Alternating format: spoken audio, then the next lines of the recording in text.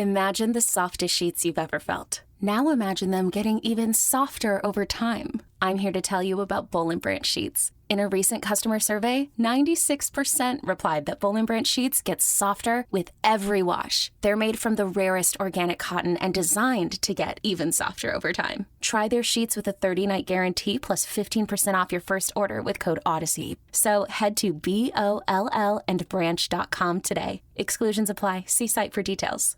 The NFL regular season is wrapping up, but there's still time to get in on the action with FanDuel, America's #1 sportsbook. Right now, new customers get $150 in bonus bets guaranteed when you place a $5 bet. That's $150 in bonus bets, win or lose. The app is so easy to use, and there are so many different ways to bet, like live same-game parlays. Find bets in the new Explore tab. Make a parlay in the Parlay Hub, the best way to find popular parlays, and more. So visit FanDuel.com/247 and make your first bet a layup. FanDuel, official partner of the NFL. Must be 21 plus and present in Arizona, Colorado, Connecticut, Iowa, Illinois, Indiana, Kansas, Kentucky, Louisiana, permitted parishes only, Massachusetts, Maryland, Michigan, New Jersey, New York, Ohio, Pennsylvania, Tennessee, Virginia, West Virginia, or Wyoming. FanDuel is offering online sports wagering in Kansas under an agreement with Kansas Star Casino, LLC. First online real money wager only. $10 first deposit required. Bonus issued as non-withdrawable bonus bets that expire 7 days after receipt. Restrictions apply. See terms at sportsbook.fanduel.com. Gambling problem? Call 1-800-GAMBLER or visit fanduel.com/RG in Colorado, Iowa, Michigan, New Jersey, Ohio, Pennsylvania, Illinois, Kentucky, Tennessee, and Virginia. Call 1-800-NEXT-STEP or text NEXT-STEP to 53342 in Arizona, 1-888-789-7777, or visit ccpg.org/chat in Connecticut, 1-800-9-WITH-IT in Indiana, 1-800-522-4700, or visit ksgamblinghelp.com in Kansas, 1-877-770-STOP in Louisiana. Visit mdgamblinghelp.org in Maryland. Visit 1-800-GAMBLER.net in West Virginia, or call 1-800-522-4700 in Wyoming. Hope is here. Visit gamblinghelplinema.org or call 800-327-5050 for 24/7 support in Massachusetts, or call 1-877-8-HOPE-NY or text HOPE-NY in New York, or visit oasas.ny.gov/gambling. Standard text messaging rates apply. Sports betting is void in Georgia, Hawaii, Utah, and other states where prohibited. Welcome to this week's edition of The Insiders, your usual cast with one alarming exception. I'm Tim Fitzgerald. That's Brien Hanley, our football analyst, one of our football analysts at GoPowercat. Below me is Glenn Kinley. He's not below anyone. He's above all of us. And Tim Everson called in sick to school. And so Ryan Gilbert, who is literally half the man of Tim Everson, is sitting in. I mean, literally. Hey, I kind of like being the only guy on the show with hair. I'm not gonna lie. Yeah, I mean, plus you need to be careful who you're hanging out with. Now, right now, the Insiders is 3 GoPowercat guys and Glenn.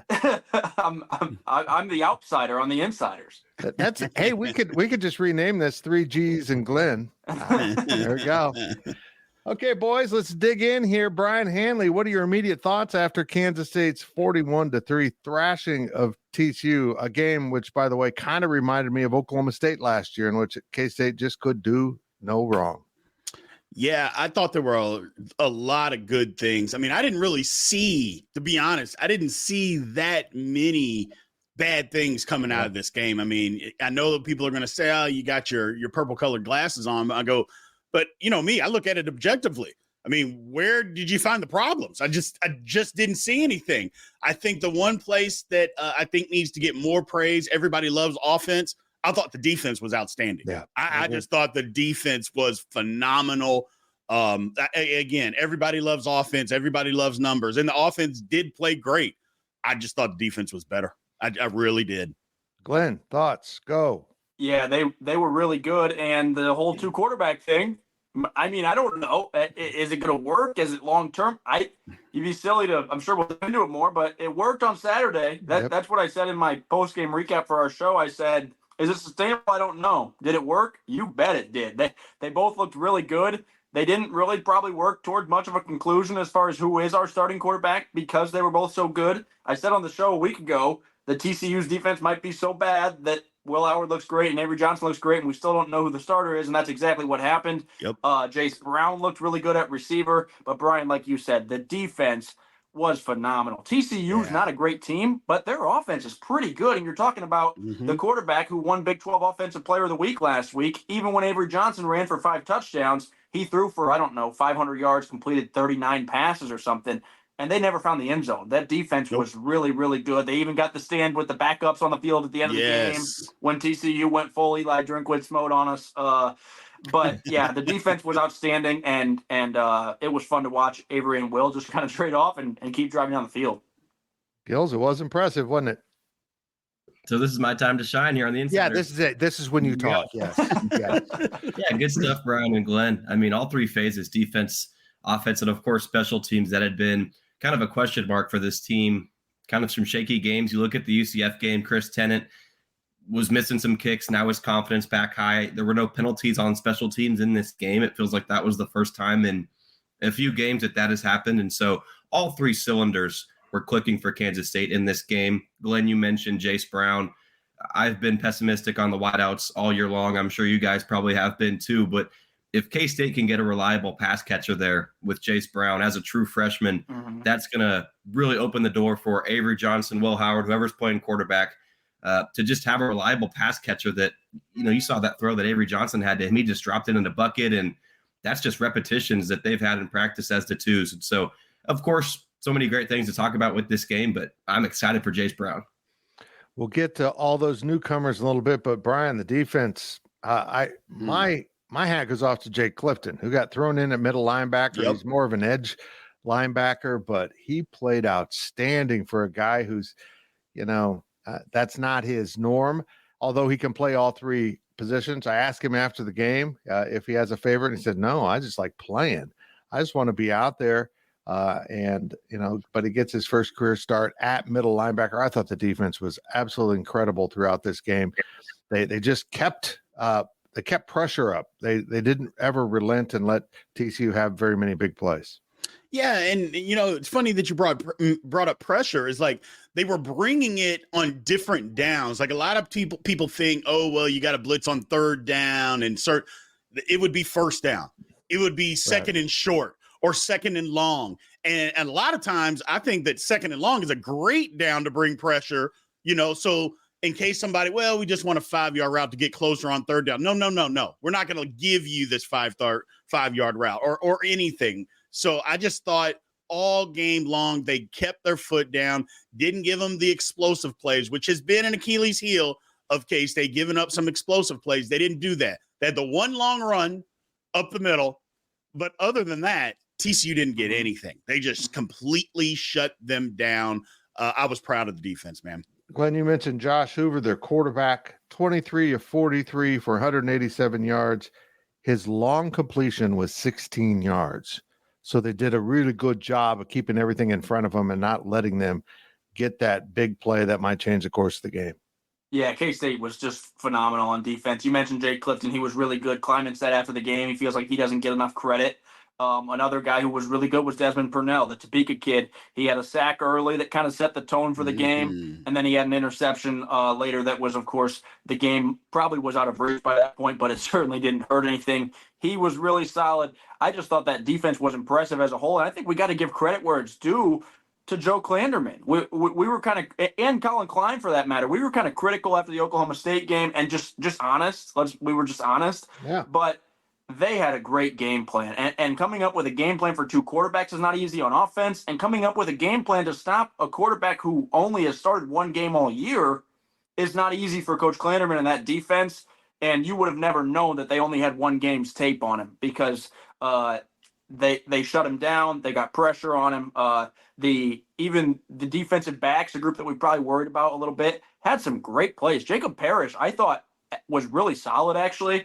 Marquise Siegel made a couple plays. We've gotten used to maybe seeing him make a few good plays each week. But yeah, that linebacker core that we know is down and without probably their best linebacker in Daniel Green has turned into kind of a strength of this defense. Right, Gilbert, they came to play. And 2 weeks removed from that Oklahoma State debacle, to get your feet under you at Texas Tech and then to find that next gear. This was their best game of the season, wasn't it?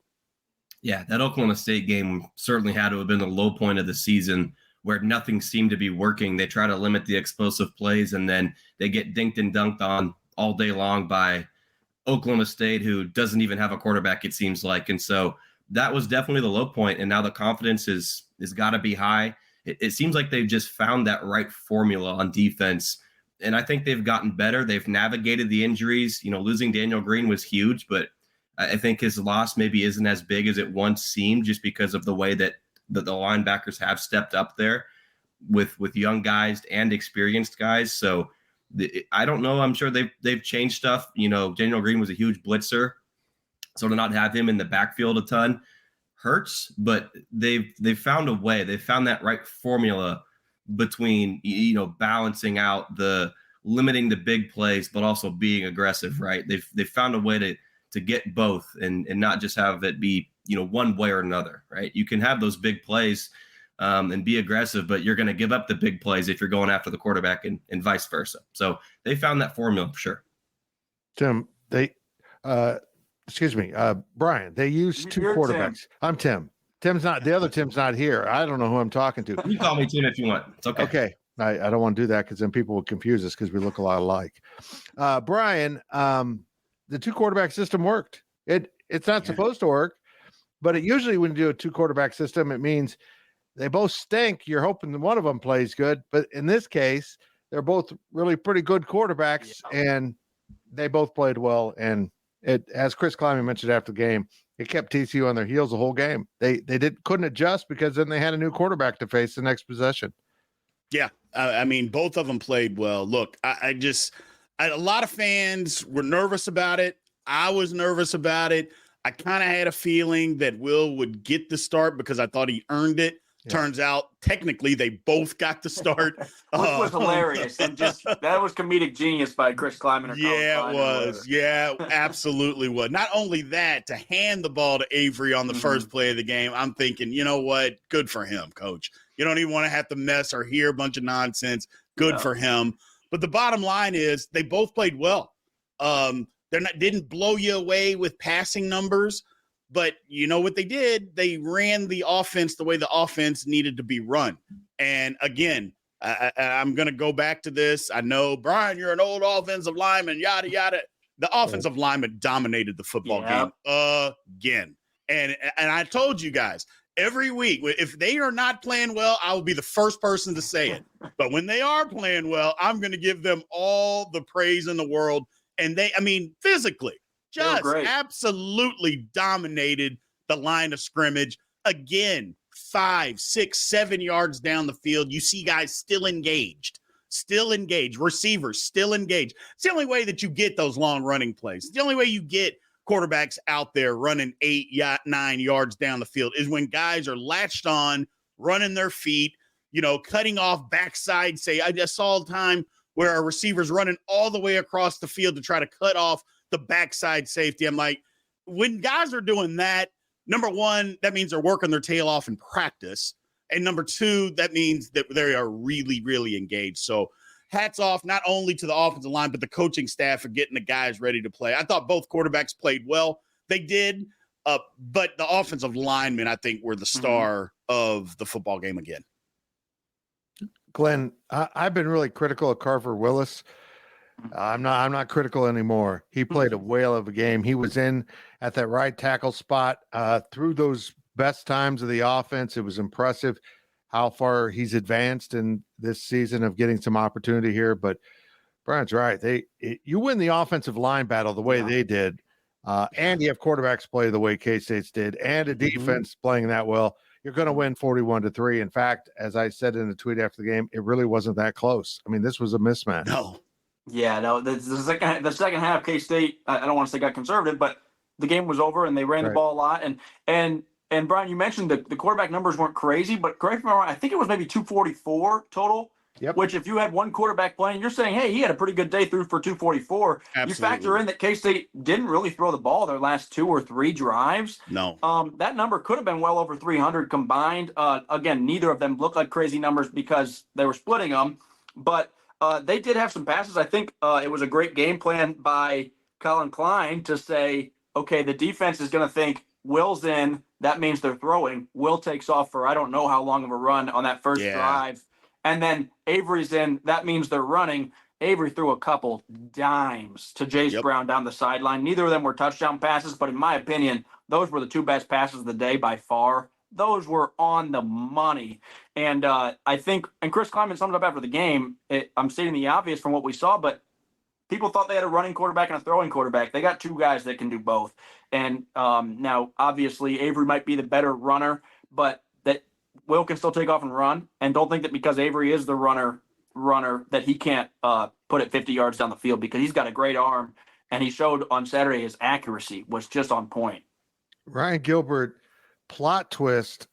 Will Howard looked like the better runner, and Avery Johnson was delivering some passes that were really hard to believe.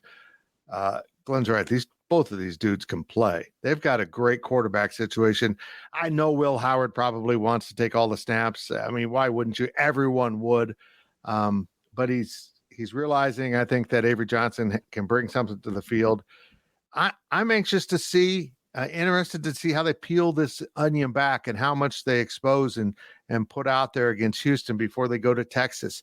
I think they've got a bunch of stuff they can do with the two quarterback system that they're going to hold back on. Yeah, and there was the first snap of the game, right? Both quarterbacks were in, and that was it. We never saw them on the field together at the same time after that first play. And so certainly, maybe not against Houston, but against Texas, that might be something that you roll out there to try to throw that defense off guard. It certainly would work, even if Howard or Johnson, whoever's not the quarterback, whoever's lined up outside, they can just be a decoy, get them involved in a jet sweep, trick plays. There's so much stuff that you can do with those two quarterbacks. And Fitz, we've learned that Chris Kleiman's a pretty honest man, right? He called Will Howard the best backup in the country going into last year. And we're all like, yeah, whatever. I mean, he was probably up there. He might've been number one. And then, throughout this week, last week, he said, yeah, I've got trust in Avery Johnson and not only run the football, but throw it as well. And I'm thinking, when we see Avery, he's just going to be that runner. No, he can throw, he can run. Same thing goes for Will. We know about his abilities to do both. And so when Kleiman says something, I guess he means it, right? Yep. Yeah. A lot of times it feels like coach speak at first, and then it happens, and you're like, oh, he wasn't just being vague with the quarterback room. They just actually planned to use them both. And that's exactly what happened. And it is interesting to see how it played out. I'll also be interested to see, they alternated drives. And like you mentioned, Ryan, we didn't see them on the field at the same time. So do we see them continue to alternate drives, or is it Avery for this third down, then Will for the next 4 snaps, and then Avery for 2 snaps? Or is it still just a momentum thing of we don't want him to be running it on and off each play? I don't know what the answer to that is, but I'll be interested to see what we see this weekend. And I agree with you, Fitz, especially if K-State can get an early lead. I don't know that we'll see much. We might see something similar to last weekend, and then against Texas, they're going to pull out all the stops. I don't even think the plan was to go back and forth. I think just because the way that the game ended up playing out is because, okay, we go down and score. Okay, we stop them. Then we go down and score. Okay, we stop them. Then we go down and score. I think, okay, well, this game's getting out of hand. We're just going to continue to do this. I think they had a plan of, okay, let's see how this plays out. We're going to do this. But once the game got out of hand, they just stuck with it and just said, okay, this is it. This is all we're going to do. There's no reason to do anything other than this because we've got this one, in hand. So I think you're right, Glenn. I think there might be a time to where, okay, we're going to go with the hot hand. And I think that's what they probably planned and intended on doing. Mm-hmm. It just turned out that they both had hot hands and TCU put up little to no resistance, and we were just rolled over them. And that's just the way it turned out and played out. It was impressive. I think you're right. I think their thought is whoever warms up, we're going to leave him out there. And in a way that worked out to be Will Howard because he did have the better game, statistically at least. Just the way the game played out, he had the first possession and the last possession of the game, and TCU did a great job running out the clock at the end of the game and not scoring. So it did work out. Will got a little more playing time, but I think they'll try to do the same thing this week. As Brian said, I think Ryan Gilbert, I think they'll just try to rotate these guys, feel out who's fitting best against this Houston defense and roll with it. But I think this too might be a blowout if they get to cranking. What I like about it, Ryan, is they've developed this kind of friendly rivalry now with these two quarterbacks, and who's going to have the most productive series, and it's really paying off for big time for this offense. Absolutely. Yeah. I mean, Brian mentioned it, just with those two quarterbacks Houston, with all due respect, there's certainly going to be a plan in place for if this game is close to bring out all the stops and your best plays in the playbook. But I'm not so sure if we don't just see more of a vanilla game plan, especially in the second half, if this does turn into a blowout or a comfortable lead for Kansas State. Mm-hmm. So, yeah, I think you've got some stuff up your sleeve. But like Brian mentioned, you score and you get a stop. You score, you get a stop. It's like, okay, we don't want to put too much on tape. There's already some stuff out there, but there's still that intrigue, that mystery factor with Johnson. Okay, what can this guy do? And that's another encouraging part of this game, right? You look at Hoover for TCU, an amazing game against BYU, and then that stuff's on tape, and he gets shut down. Yep. 3 points on offense. Avery Johnson, that stuff's on tape. I think he struggled maybe a little bit more against TCU than he did against Texas Tech. I think he got tackled more. He got touched more, right? It wasn't just him running around the field left and right. He didn't score 5 touchdowns, right? He came back down to earth, but he still had a really good game. Whereas TCU's freshman quarterback, he came back down to earth and he came crashing down. Yeah. Glenn, we saw some new stars emerge in this game. You mentioned Jace Brown, true freshman receiver, stepped on the field and was really effective. He was kind of the go-to guy. In fact, he had the second most targets on the team and the most receptions, targeted 7 times, had 4 catches for 88 yards. This kid came along at the right time, didn't he? Oh man, he looked good. He brought down some catches. These weren't just he was wide open and he grabbed him. He brought down some impressive catches. I think he brought a spark and an energy. If you look at K-State's depth chart that came out today, he is listed as a starter on that depth chart, which I don't think he has been before. He's either been listed as an or maybe in that 2 spot, but he's listed as a starter, and he certainly earned it. True freshman that just similar to true freshman Avery Johnson, just plays with confidence. He's really quick. And the beauty of it with the connection between him and Avery, and this isn't to say that it couldn't go for Will as well, but with him and Avery is, okay, let's say that the defense was preparing for Avery to run. And let's say that you're going to say, all right, well, he hit Jace on the deep ball a few times, but that's only because the defense was only ready for him to run. Okay. Let the defense drop back then and say, we're going to stop Jace and we're going to stop Phil and we're going to stop Sinnott. Exactly. And he's going to run again. So It's a lose-lose if you're trying to stop Avery Johnson. And especially now that he has a guy like Jace Brown, you want to come up and stop my run? Great. I'm going to hit Jace deep. You want to drop back and stop Jace or my other receivers? All right, I'm getting 15 on the ground then. Yep. And once he starts figuring out that simple read and what they're doing, he's going to be really dangerous. Brian, the most that catch by Jace Brown, the 43-yarder, was amazing. I mean, it was an incredible throw, incredible catch. But the best part of that was here's a true freshman receiver going down the sideline, absolutely hand fighting the entire time with a cornerback, fighting him off and freeing up to make the catch. Dude's a freshman. He was not intimidated by the environment one bit. He wasn't intimidated. And even the best part about that is you see it in the NFL, and people talk about it all the time, not giving your quarterback enough room on the sideline to get you the ball. He left enough room on the sideline for the quarterback to drop him the ball, fighting all the way down the field. Look, it's just he looked like what a Division I receiver needs to look like. And I think that's been kind of our problem in here. Talking about, and a lot of people's problem is that K-State hasn't had a guy this year that has looked what a real Division I guy should look like and play like. And he did that. And it gives us another opportunity, another weapon out there to go to exploit what another defense is doing. And if the other guys can just come along, I'm telling you, we've got something here. It's just, you got to take that next step. And maybe this lights a fire under everybody else and say, okay, if he can do it as a true freshman, you know what? Maybe I can do it too. Because maybe it's a confidence thing. I don't know. I know the guys have the ability. I really do. But I do love what I saw out of Jace Brown. The guy came in, wasn't scared. And I think that's a lot of it. When you're a true freshman, and even sometimes it's, I don't know enough to be scared. And maybe that's what it is too. Too bad, so sad. Oh, well, that's good for us. Yeah, and Brian, you beat me to it. I was just going to say, I hope this can serve as a spark plug kind of for the rest of that receiver room. And I give credit to the offensive staff.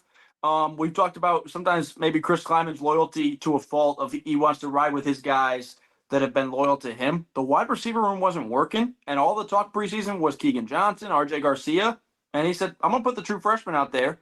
And he got the right guy out there too. And you'll notice Trace Spivey is listed as an or on the depth chart with some of those other guys. He said the receiver room isn't working, and instead of saying what can we do to let me put somebody else out there, and it worked. And I wonder if that can be I don't want to say a wake up call, but like you said, a spark plug or something to get those other guys going to say, okay, I got to take my game to the next level, or I'm not going to see the field. Right, Gilbert. There were 5 receptions by tight ends, 3 different tight ends, and Ben Sinnott had the least receptions. Ben got injured a little bit in the game. We don't think it's too serious. We'll hopefully find out more tomorrow from Coach Kleiman. But the other guys had 2 apiece. Will Swanson, of course, had his first touchdown. Just throw it a little further next time, Will. Just a little bit further to take the questions out. And Garrett Oakley with he held at 2 targets. He only had 1 reception also. I lied. But I think the tight end room is finding its feet beyond Ben Sinnott, and I think that's really good because they've got the best one in the country, and if they don't want to kind of give the same attention to the other guys, they're capable of stepping up and making plays.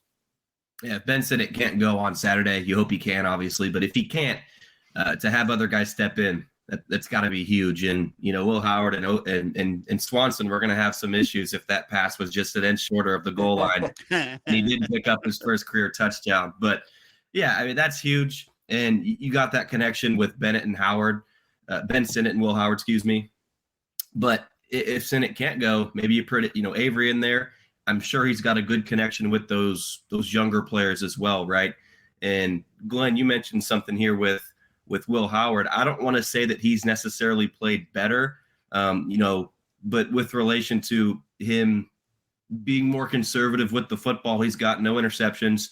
He only has 25 attempts the last 2 games, but maybe this was a wake-up call for him to say, okay, my job's in jeopardy now. I got to play a little bit better, be more careful with the football. So and this brings me to my point here with Jace Brown.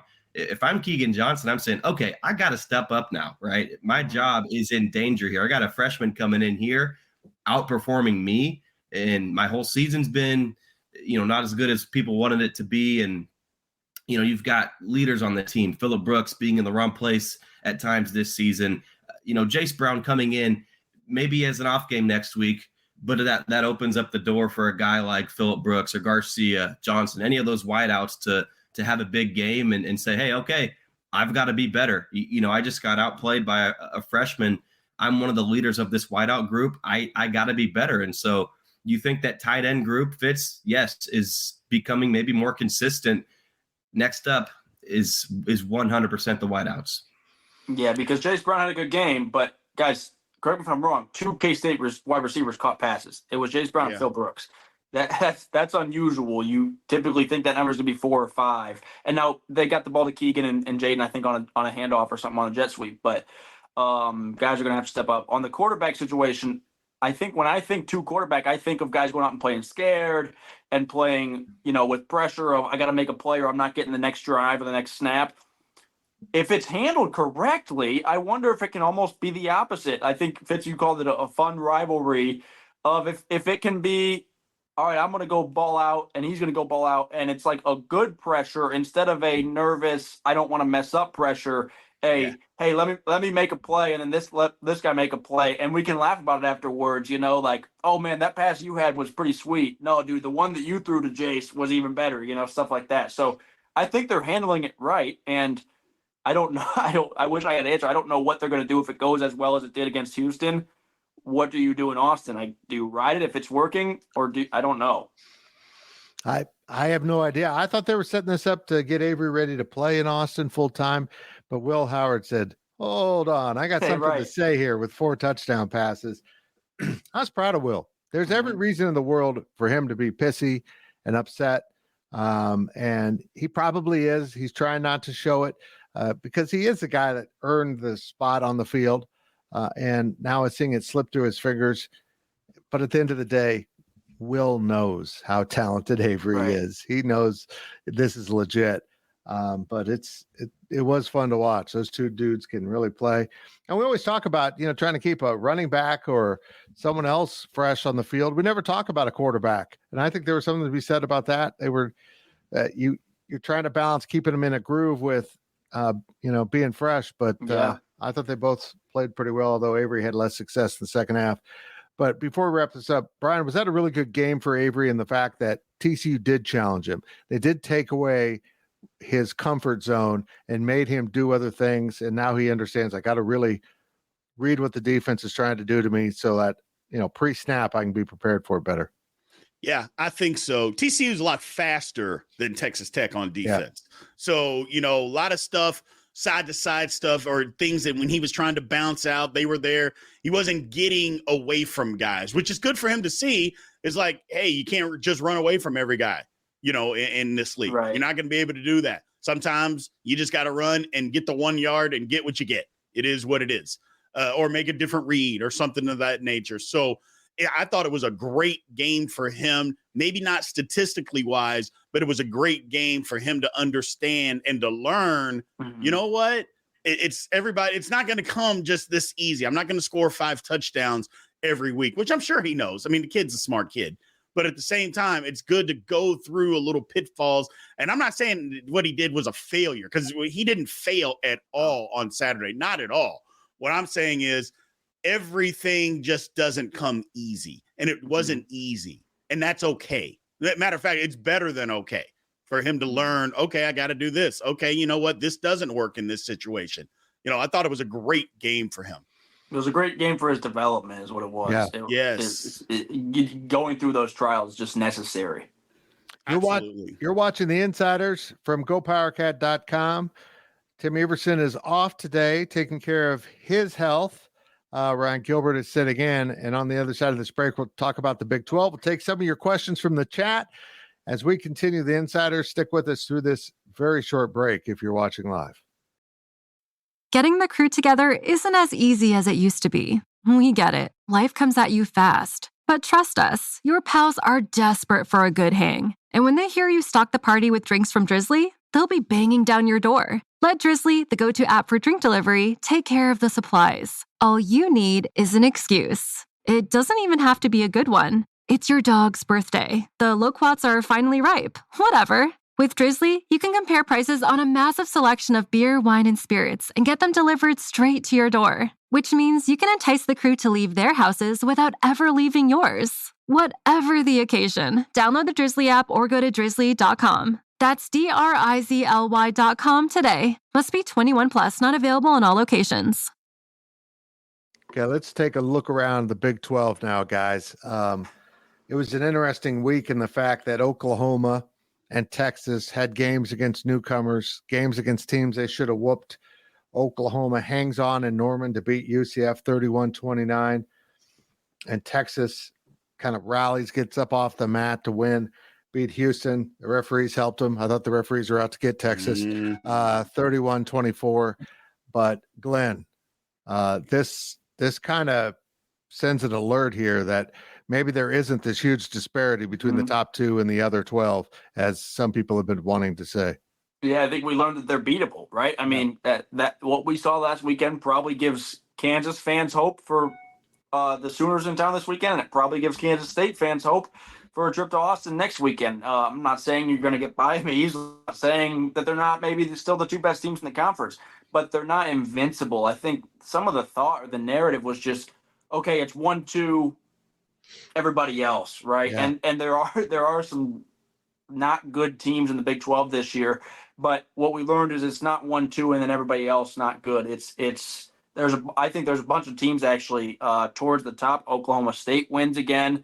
Don't know what's going on there, but I think we found out that they're beatable if you catch them on the right day. Now we're gonna find out. Okay, was this a trial that sends say Oklahoma or Texas into a spiral, and then they almost blew it last weekend, and they blow it this weekend or next, or was this a wake up call of oh, we're not going to roll over all these Big 12 teams.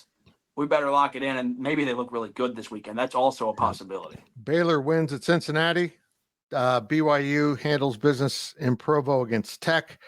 And Oklahoma State, as Glenn mentioned, wins at West Virginia as they continue to roll. Brian, we're kind of at the halfway mark or getting there of our Big 12 season. We're not even there of a 9-game schedule. This could get really entertaining really quick, particularly if Kansas can beat Oklahoma this upcoming weekend in Lawrence. It's going to be a blast coming down the stretch. It really will. Well, what I always say is bring on the chaos. I love the chaos in college football, and it looks like it is just about to get started. But that would be, I mean, if KU can pull off the upset and beat OU, then that OU-Oklahoma State game becomes gigantic. It looks like the K-State, if Oklahoma State keeps playing the way they're playing, that the K-State loss to them isn't awful like we all thought, right, it was at the time. Turns out, if they keep winning, maybe it wasn't so bad after all. I don't know. I think we jumped off the bandwagon of the conference early on. I'm still not sure how great it is, but I definitely don't think it's as bad now looking from the outside in. We're about a month later. It's not as bad as what we thought it was.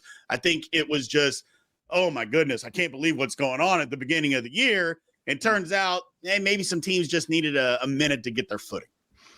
Gilbert, you got to come every weekend in this conference. I mean, you can't be messing around. It's like Oklahoma looked like, hey, we're smarter than everyone else. We're better than everyone else. We can beat UCF without doing the whole run game thing. And at the start of the fourth quarter, they said, we got to run the ball. It was Turns out the thing that worked for everybody else might also work for us. Unbelievable. Unreal. I haven't watched the full Texas Houston game. I don't know how that happened. They were down 21-0, and all of a sudden Houston's back in it. But Brian's right. Gilbert, chaos reigns in this conference, and I love it. Just from a global perspective in the Big 12, over the last few minutes I've been sitting here, and we've talked about K-State. Okay, if the Wildcats win on the road at Texas, the tiebreakers with Oklahoma and this and that, I don't think this is a must-win game for K-State, assuming they pick up a win over Houston, just because of the way that this team is playing, right? I have faith that even if K-State loses to Texas, they can still run the table. But also Texas, OU, those two teams they're beatable, right? Especially after what we've seen recently from these two teams, right? So it obviously you want to win that game, of course, but if K-State does lose to Texas, I really don't think that that's going to be the end of the world. There's still going to be a chance that there's a path to that Big 12 championship game in Arlington, even if K-State loses to Texas. Now, obviously, you've got to be perfect after that, and I get it, but Oklahoma State, man, looking good right now, but early on in the year, it was just awful. So how much, trust can you really put in that team? Iowa State only has one loss, but that schedule gets really tough for them moving forward. So just with regard, though, to OU and Texas, I think those teams are beatable, and you don't necessarily have to be the one to beat them if you're K-State. Well, it could get interesting. We're talking about this K-State Houston game, like K-State's just going to roll, but that's a mistake everyone makes. Absolutely. You just can't. You can't. We thought the same thing about Stillwater, right? So right. I absolutely thought K-State would roll in that game, and double-digit favorites. Work out that way. Yeah. Hopefully the guys in the locker room pay a little bit more attention to them than the guys on the insider seat. Yeah, exactly. So, if the football team's gathered watching this, we appreciate, but we'd also appreciate it if you didn't gather as a group. You all went home to your own computer, so we had more views. That's right. Like and subscribe. Yeah, like and subscribe. And speaking of which, hit the thumbs up if you're enjoying the video. It's going to be a really interesting 2 weeks in the conference. So you get beyond that game with OU going to KU. We don't know Jalen Daniels' situation. If he plays, I really like their chances. I just think Oklahoma hasn't been tested outside of Texas. They got riled up for Texas, and they've played no one else, and they almost lost still. So I still think we're going to find out a lot about them. They go to Kansas, and then they go to Stillwater in back-to-back weeks. That's a pretty good test for them. And, of course, Texas has K-State coming up in 2 weeks. In 2 weeks, it's going to be a fun day of football in the Big 12. But And has there ever been a game that Mike Gundy will have his guys up for more than that last Big 12 meeting with the Oklahoma Sooners? I mean, Gundy's been pretty vocal about how he feels about their decision to leave the conference and that he doesn't even want to play them in the future and all that stuff. He will have his guys. He's had his guys ready to go the last few weeks. They will be ready to run through several brick walls when they meet up with Oklahoma, especially if the Cowboys win the week before that and go into that still looking really good. Yes, indeed. Let's get to some questions here. Our friend K-Ned. Brian, did you like the physicality of both sides of the line of scrimmage? Because it was obvious K-State won the line of scrimmage. Absolutely. Loved it. Offense, defensive line, they controlled everything that was going on, and if you're going to do that, which is the exact opposite of what they did against Oklahoma State. And that's why we were so frustrated, is because we knew that they could do it. Now, it turns out Oklahoma State, I don't know how good their offensive line is. I know their running back just ran for 1 million yards on Saturday. So, but the bottom line is K-State dominated the line of scrimmage again on offense. Defense controlled everything. If we're going to continue to do that and push guys around and not get pushed around, I like our chances. Yep, I do too. Boy, I tell you what, someone asked a question here, I can't find it right now, about, Glenn, the pressure they put on the TCU quarterback. Was that a freshman quarterback panicking or something in case they did? I just thought the coverage was so good. He just didn't have obvious targets and the pressure got to him. I thought the defensive line came to play. Yeah, the defensive line was good, but like you said, the defensive backs were good, and that helps. And then it was a by committee type of deal. I think maybe Brendan Mott had a tackle for loss. I know, like I mentioned, Desmond Purnell had a sack. Javon Banks had a sack. So it wasn't just your Uso, your Nate Matlack. It was a bunch of guys contributing. I mentioned even late in the game when TCU was trying to get a touchdown just to say they scored a touchdown, they weren't having it. So yeah. Defensively, just a bunch of guys across the board who looked really good. It's a good problem to have when you can't pick out what group it was that really had the success, because it could have been any of them that contributed. Ron Gilbert, are you ready for a tough question? I'm ready. Are you ready? Matt wants to know why K-State plays like Big 12 chance at home and lethargic at best on the road. How much of that falls on the coaches for preparation? You know what? I'm more of the expert on giving basketball coaches advice, right? Rather than football. But yeah, part of it, the environment, man, it makes a difference. I don't know the right answer. I'm sure, Brian, I'll maybe defer this over to you as the former player, right? I would say environment, man. That's maybe the biggest thing. It can be. I didn't think the guys came out lethargic against Texas Tech, though. Yeah, they were good in that one. So they weren't great in Stillwater, but they were. That's right. Yeah. I think, and I don't think they came out lethargic against Missouri. I don't think that was the case at all. It turns out Missouri's a good football team. So I don't know. There's a difference, obviously, between being at home and being on the road. Clearly, there is. But at the same time, I think the Oklahoma State game was just an outlier, that the guys just weren't ready to play. That's all. And it was the entire team wasn't ready to play from coaches on down. But against Texas Tech, that was the exact opposite. And even at Missouri, that was the exact opposite. The guys were ready to play. They just lost the football game. They didn't play well, but that doesn't mean that they weren't ready, and came out lethargic. Against Oklahoma State, yes. So can there be a difference as far as where you're at? There can be. I just don't know that that's necessarily the case with this guy, because this team's a pretty mature bunch. And not to change the topic from that question, but we've touched on it a little bit. But both of K-State's losses are aging very well. Oklahoma State all of a sudden we thought they were absolutely awful. They look very competitive, and Missouri is winning a lot of SEC football games. So that seems to be a theme with K-State. It happened last year, right, with Tulane. And it seems like they lose these games and people panic, and then you're like, oh, wait, maybe that team was just good. Yeah. Missouri got a big one on Saturday, too. They did. They looked impressive. Missouri's good. They got some talent. And I think the biggest thing with Missouri, as we kind of step into a different slot here, but is that I feel like they're taking advantage of their playmakers better this year. They put Luther Burden on the front burner, and Let him go. Yeah, that's right. You got to. He's good. Yeah, he really is. We've got some questions. Glenn, I want to get your thoughts on this about how Sonny Dykes handled the game. Post game, he really didn't credit K-State too much, if at all. He talked about how bad his team was. He seemed to be so focused on the officiating from the start of that game. Everything was the official's fault. I kind of was put off by his whole thing on Saturday. I don't know what it was. We're kind of getting his first taste, not this week, but this year as a whole, of him handling failure or adversity. I mean, guys, they lost 2 games last year, and one of them was the Big 12 championship game, and one of them was the national championship game.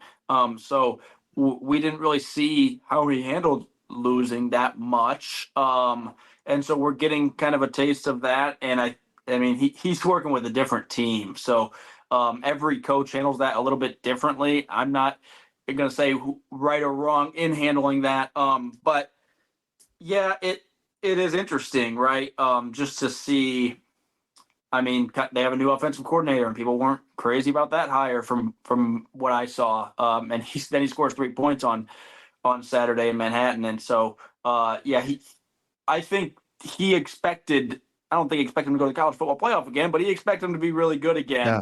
And I don't know, maybe Deion broke him. That could be a possibility. Week 1, Deion set him off the rails. Yeah, I think you're right, Glenn. I think you hit it on the head. Is that he's getting into the conference. The conference, I mean, he doesn't have a bunch of NFL players on his team this year. That makes a difference. And now he's figuring out.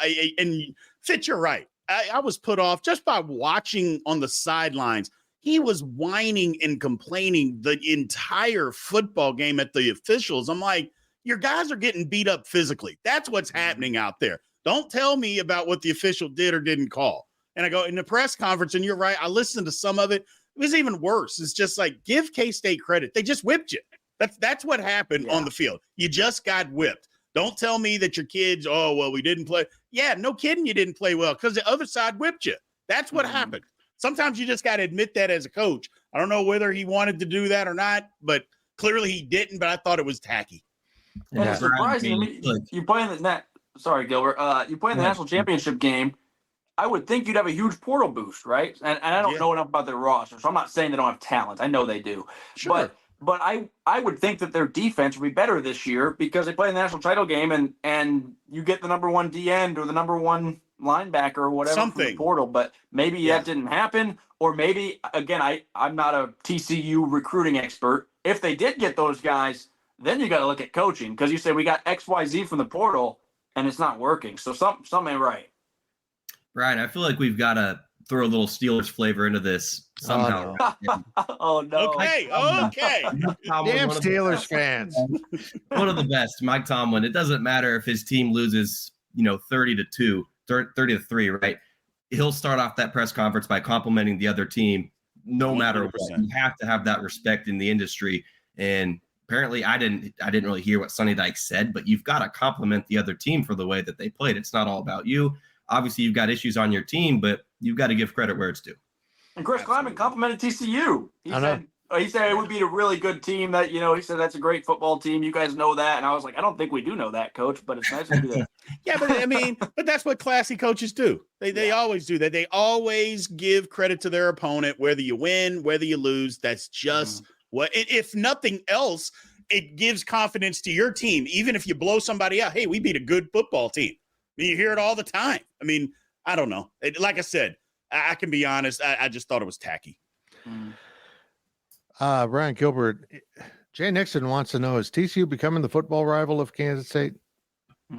Yeah, man, it's tough because KU is emerging as well. But if KU wasn't, then absolutely. But yeah, you just see stuff like this from Sonny Dykes. They've now played 3 times in the last 365 days or so. And so, yeah, you look at some of the injuries and stuff. I don't want to get into that specifically, but was there a few dirty plays? I mean, maybe, this is becoming a rivalry, purple on purple, and I'm here for it. I think this was what we wanted when TCU joined the Big 12. It didn't really happen for a while, but here we are, right? I'm here for it. And it's a good sign, in my opinion, for K-State's football program and the direction that it's going, that it feels like there's more there with each matchup. It feels like there's something brewing with Oklahoma State as far as They pounded them in Manhattan last year, ugly loss in Stillwater, and they're kind of mad about that. TCU, there's kind of a rivalry there. We know Iowa State. We know Kansas. I think when more teams have you circle on their calendar or really want to beat you, that means your program is doing all right. Yeah. Well, I think it behooves K-State to want. I don't know if they have to be our biggest rival or anything like that, because KU clearly will be that, even when KU stinks.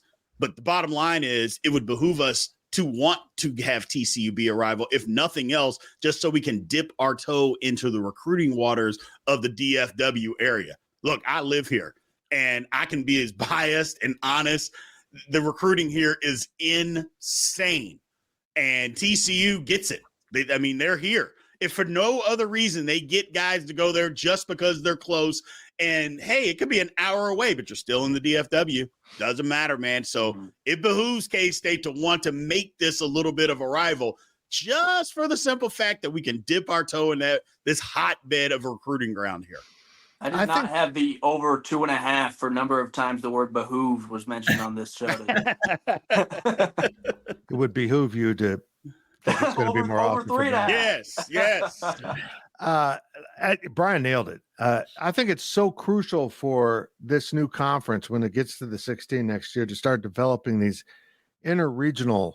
Of course, K-State's going to be rivals with KU and Iowa State and Oklahoma State, but really beefing up maybe that, bringing back a rivalry here with K-State and Colorado at TCU. I kind of thought that was working with West Virginia for a while, but it looks like they're kind of more Iowa State. I don't know. But I think once the conference develops, BYU having a grudge match with Baylor every year, I think that's when the conference really gains roots, is when Absolutely. It's just not about your little neighborhood. It's about the whole city and how much you hate each other or want to play each other.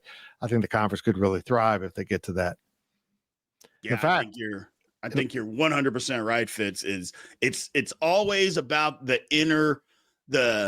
rivalries from within.